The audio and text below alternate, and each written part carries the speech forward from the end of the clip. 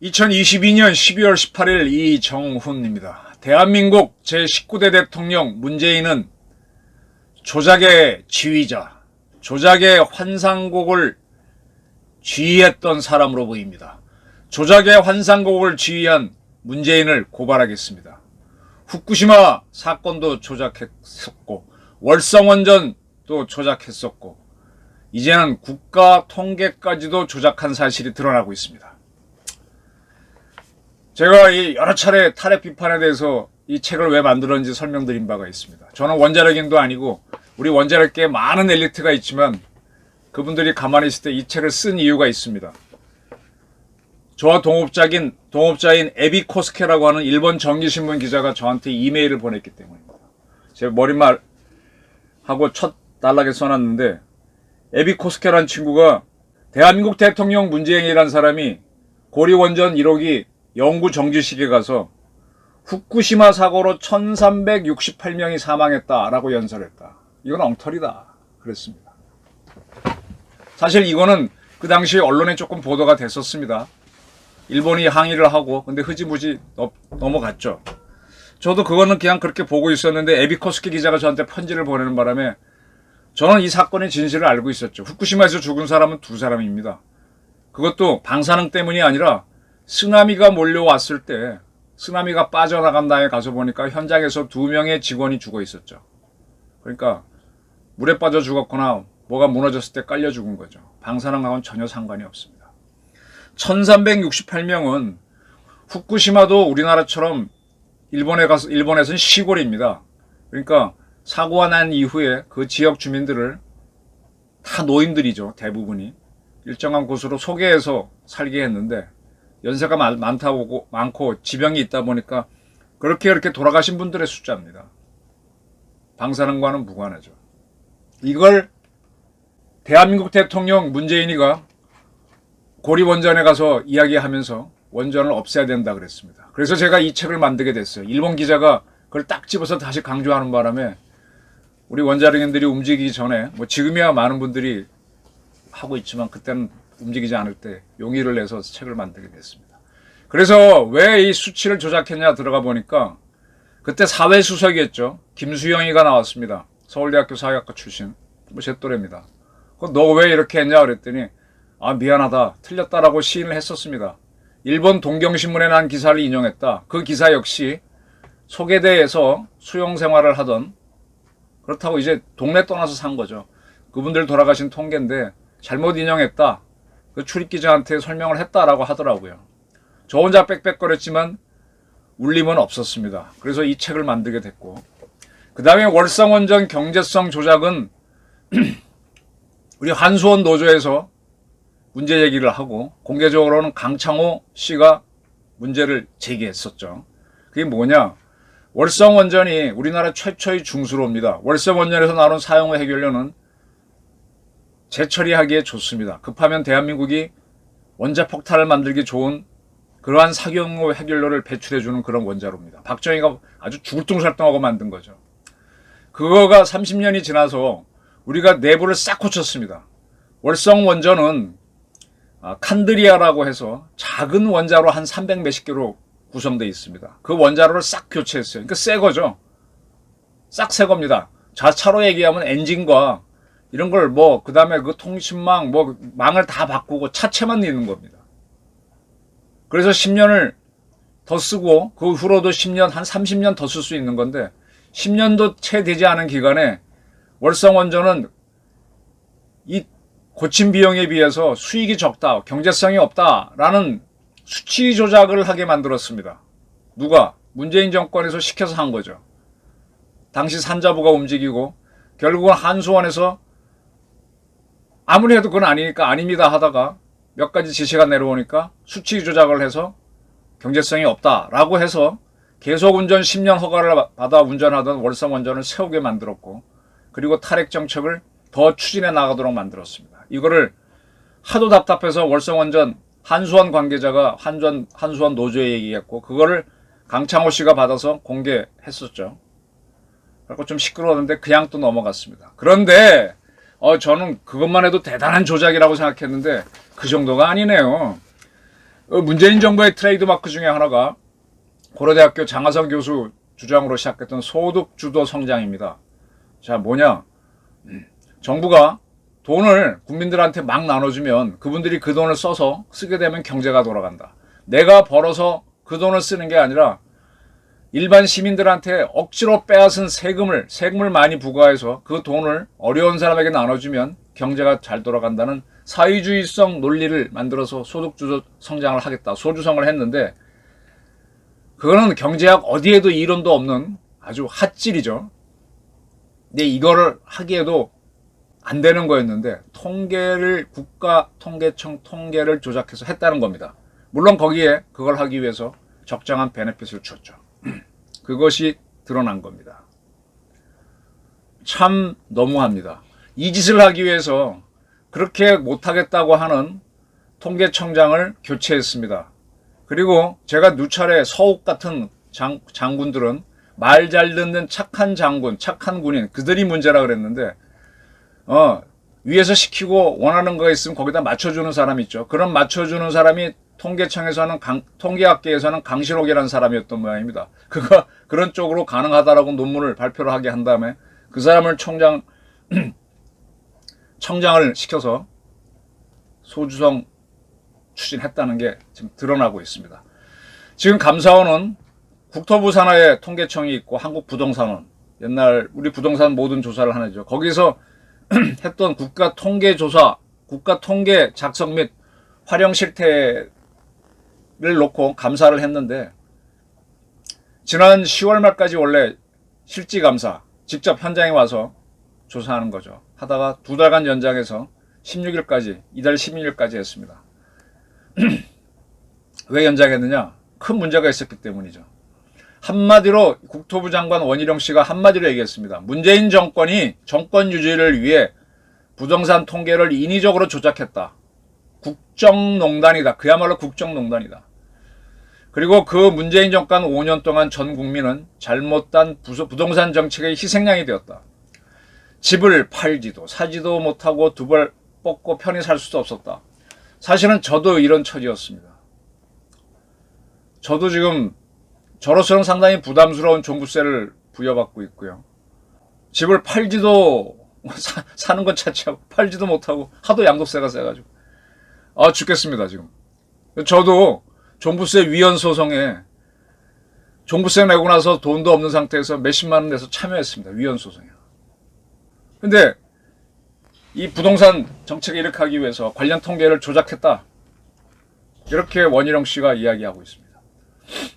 감사원이 감사를 해보니까 부동산 가격 동향 조사를 할 때 표본을 잘 잡아야죠.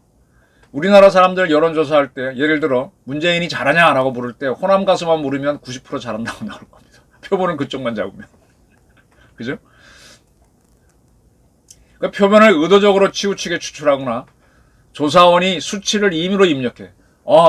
내가 10명 맞았는데 100명 맞았다고 집어넣으면 그러면 뭐 물타기가 확 이루어지죠. 그런 정황이 드러났다는 겁니다. 그리고 이제 기자들이 조사해 보니까 이 김현미 국토부 장관, 요 앞편에서 제가 경부고속도로 50주년 탑에 경부고속도로 건설탑에 가가지고 거기에 김현미라고 하는 장관이 경부고속도로 개통 70주년 비를 세운 거에 대해서 거기 가니까 막 미친 X 하면서 바로 욕들을 막 하더라고요. 김현미 연세대학교 다닐 때 운동권이었지 뭐 지가 언제 이렇게 국토건설에 해봤나. 그런데 이 김현미 씨가 국토부 장관으로서 질문에 답변할 때 부동산원 감정원 통계로는 11% 정도 올랐다고 알고 있다라고 답변한 적이 있는데 그때 경실련이 조사한 거에 따르면 서울 전체 주택가격은 34%. 그중에 아파트만 따지면 52% 올랐다. 이렇게 나왔거든요. 그러면 경실련도 자기 이름 걸고 하는데 어떻게 이렇게 차이가 나냐 이거예요. 이미 그때부터 시비가 있었던 겁니다. 원희룡 장관은 통계 조작 의혹 딱 정의를 하고 들어가네요. 정권 유지를 위해서 문재인이 부동산 관련 통계를 조작했다면 조건문은 다르지만 국정농단이다. 그러면 문재인 용서할 수가 없죠. 그런데 이 강신옥 씨가 청장이 되기 전에 있었던 황 청장이 이 통계 문제 때문에 청와대의 압박을 받았다라고 이야기를 하고 있습니다.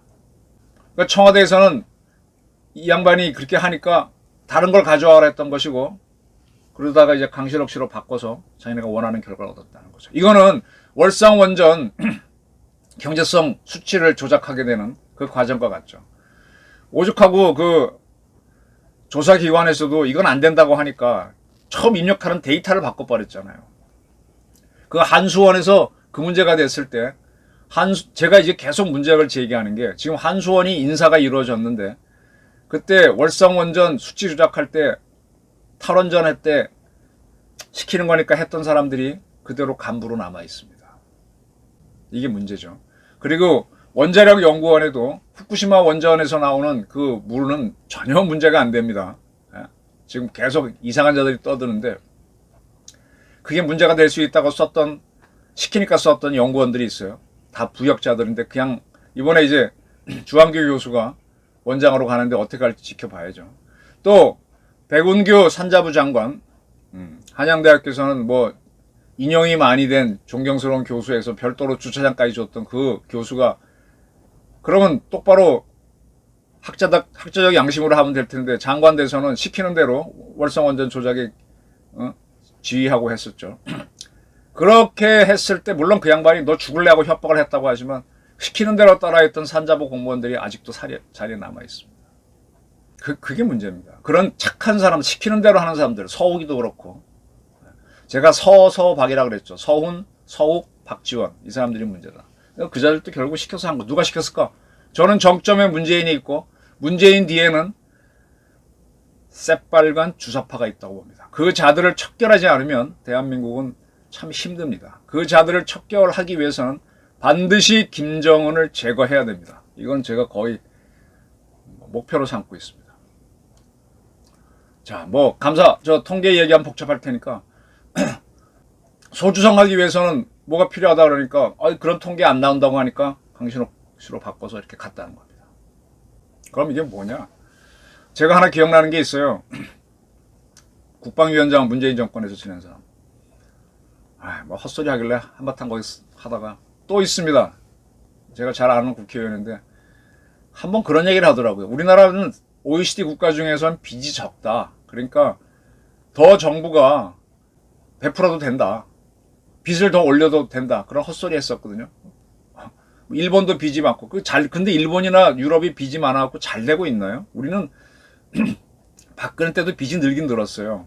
그래도 굉장히 잘해왔는데, 요즘 문재인 정권 때 빚이 확 늘었다고 되고 있지 않습니까? 빚잔치 한 겁니다. 물론 이유는 있죠. 코로나 때 돈을 막 풀었으니까. 근데 그 이전에 이미 그렇게 가고 있었습니다. 부자들한테 부자라고 하는 사람들이 글쎄, 그토록 우리가 키우고 했던 중산층이지 않습니까? 이 중산층이 늘어나면 대한민국 사회가 공산화가 안 돼요. 근데 중산층을 부자라 보고 이 사람들한테 세금을 많이 때리면 이 사람들이 서민이 되면서 경제도 죽고 공산화되기 좋습니다. 공산화되지 않기 위해서 그토록 중산층을 늘려왔던 게 박정희 전두환 노선인데, 그걸 완전히 뒤집은 게 문재인이었죠. 그래서 그 사람들을 부자로 해놓고 부자 증세해서 어려운 사람 도와주자. 그럼 당연히 어려운 사람들을 도와주니까 지지가 나오죠. 그렇게 집권을 해가는 겁니다. 제가 몇 차례 말씀드렸죠. 이 민주당이 집권만 하면은 서울시는 재개발 안 된다고. 왜? 세금 걷어갖고 도시도 사람도 옷 입다가 몇 년 입으면 해지면 새로 갈아입고 해야 되잖아요. 또 제가 지금 성장기는 지난 사람이지만 성장기라면 거의 몸에 맞춰 옷도 바꿔 입어야 되고, 이렇게 도시도 마찬가지로 탈바꿈을 해야 됩니다. 근데 이 사람들은 그게 아니고 먹기만 잘 먹자. 잘 먹으면 살만 찌면 뒤룩뒤룩 치면 꼴이 뭐가 됩니까? 그 골목 경제를 살리자 이걸로 가서, 그러면 처음에 피워서 집권하기 좋죠. 나중에 도시는 슬럼이 됩니다. 그걸 막기 위해서 MB 대통령은 뉴타운 프로젝트를 했는데, 그러면 이제 장사하시는 분들은 권리금 문제 때문에 싸움이 벌어지고 그런 문제는 있습니다만 도시는 업이 되고 발전되죠. 그걸 다 모은 게 민주당 정권이에요. 그래서 그 사람들은 세금 걷어갖고 할아버지 할머니 목욕하세요 나눠주고 하면 그분들이 다 민주당 찍어주죠. 그게 인민민주주의로 가는 길입니다. 그 얘기를 딱 부러지게 제가 문재인 정권에서 했어야 되는데 하도 씹어대는 놈들이 많고 노란 딱지가 많아갖고 빙빙 돌려서 하라고 애를 먹었습니다. 인민민주주의. 그래서 제가 계속 경고를 했던 건데 그런 통계들을 뒷받침하는 자료들을 만들어줬네요. 그리고 그렇게 해준 사람을 뭐 청장으로 만들고 진급을 시키고. 후쿠시마 때 조작을 했을 때 제가 강하게 문제 제기했을 때 그리고 그때도 제가 여러 기자들한테 얘기했었는데 기자들이 안 썼어요. 참 우리나라 언론 진짜 기레기라고 비판하려면 그런 거 갖고 비판을 좀 해주십시오. 문재인 좌파들은 자기네 거 안 따라온다고 그러는데 저는 사실은 서해 해수부 공무원 피살 때도 박전희가 들고 온 통지문, 북한 사과 통지문이라는 게 네 종류가 있다는 걸 가지고 여러 기자들한테 설명도 하고 뭐도 했는데 안 따라왔고, 그 다음에 지금 윤핵관을 포함한 몇 사람 국회의원실에 전화해서 내가 직접 너네들 비서관 보좌관 보내라는데 설명하겠다 내 기자회견 했는데도 그때 문제 제기 안 했어요. 그런 게 슬픕니다. 그런 게. 그럴 거라고 예상하고 했던 거지만 그런 경우엔 기레기라고 해도 좋지. 근데 이렇게 조작을 하는 이런 건 진짜 상기레기입니다. 이건 잡아야 됩니다. 이렇게 해서 문재인 뒤에는 좌파들이 많이 숨어 있죠. 그래서 문재인 아바타를 통해서 해야 되는데 그게 환상이에요, 환상. 그러니까 안 맞으니까 그걸 하기 위해서 김수영이 같은 경우도 서울대 운정권 출신이잖아요. 어? 그래서 박원순이 밑에 가서 서울발전원장 하다가 그러다가 사회수석으로 갔다가 뭐 정책실장까지 하고 지금 조용히 숨어 있는데, 아니 누가 봐도 아닌 수치를 방사능으로 죽은 사람 하나도 없는데 1300명이 죽었다는 말을 대통령 연설에 집어넣게 하고 그걸 아바타인 문재인이 읽습니다. 그게 시작이었어. 그리고 내가 따지니까 뭐 조금 미안하다고 스르륵 넘어가. 이 김수현이라는 사람은 막 시끄러운 사람이 아니니까. 그 다음에 후쿠시마 월성원전 수치 조작을 해. 강창호 위원장이 그렇게 떠들어도 이 양반 오히려 해임해가지고 봉급 못 받고 투쟁하게 만들었죠. 저는 그걸 안 당하고 살아남긴 했지만 그건 뭐 강창호 성격이 급해서 그런 것도 있고. 그리고 이렇게 큰 조작을 합니다. 이게 뭐냐, 자기네 거하고 안 맞으니까 수치를 바꾸라. 월성원전 수치 조작을 한 거를 그 한수원 이사회에서 통과시키려고 할 때 그 부산의 경성대학의 조성진 교수가 사회이사라서 강력히 반대했었죠. 근데 그 사람을 주저앉히고 통과를 시켰습니다. 근데 조성진 교수가 이번에 한수원 비상임 이사에 또 도전했는데 탈락시켰죠. 참 이런 것들이 이상해요. 세상이 바뀌었는데도 이 강한 사람들, 바른 말 하는 사람들은 싫어합니다. 문제가 있어. 이거 잡아야 됩니다.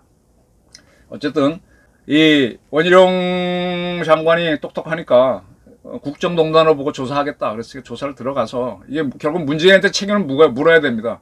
대장동 게이트, 대북 게이트 관련해서는 이재명을 쳐야 되고 국정농단에 관해서 좌파들의 아바타가 된 문재인을 잡아야 됩니다. 다시 말씀드리지만, 그리고 그 뒤에 숨어있는 나를 잡아가라 하는 자들이 있었죠. 임모라든지 나는 사면시키지 말라 하는 김모 등등 그런 사람들을 확실하게 제거를 하고 김정은을 날려야 됩니다. 이게 윤석열 정부에 주어진 저는 책무라고 보는데 윤 대통령은 어떨지 모르겠네요. 조작의 환상곡을 지휘했던 문재인을 고발합니다. 후쿠시마, 월성원전, 그리고 국가 통계까지 그들은 조작했습니다. 경청해 주셔서 감사합니다.